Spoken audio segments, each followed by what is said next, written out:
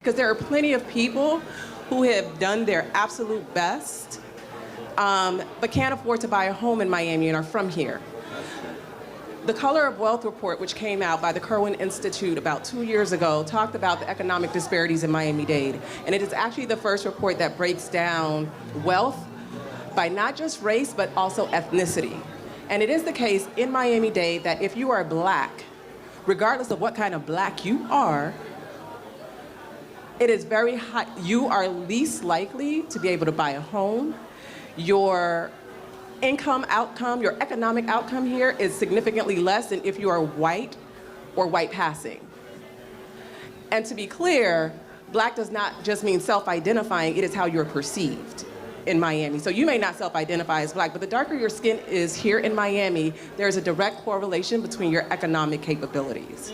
It is very real in Miami, which is a tourism town, that most of our economy in Miami is hospitality-based, which is also low wages.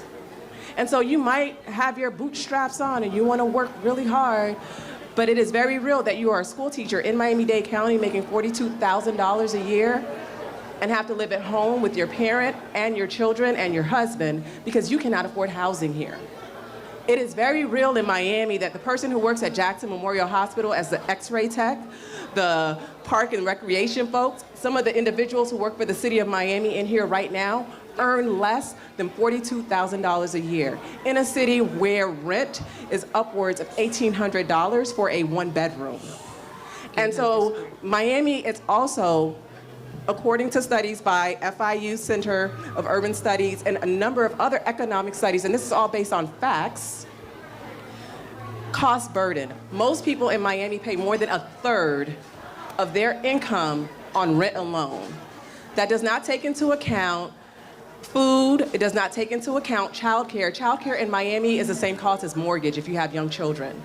So it is very possible that if you have young children in Miami in particular, you're paying upwards of $800 a month for childcare and housing. And so I think it is very real that as we talk about aspirational things around access, that we also have to understand the economic realities of the space that we are in and how much people make here that will give you access to those higher spaces, which is why you see folks like the tech bros coming to Miami because cost of living is cheaper for them here based off of their income in San Francisco.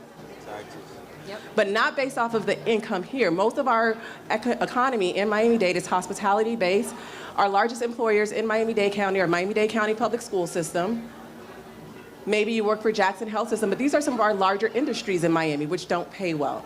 And so the reality of the economy of Miami, in particular for people of color who have built this space and who are the labor of this space and keep the space running, is also one that is built on inequality.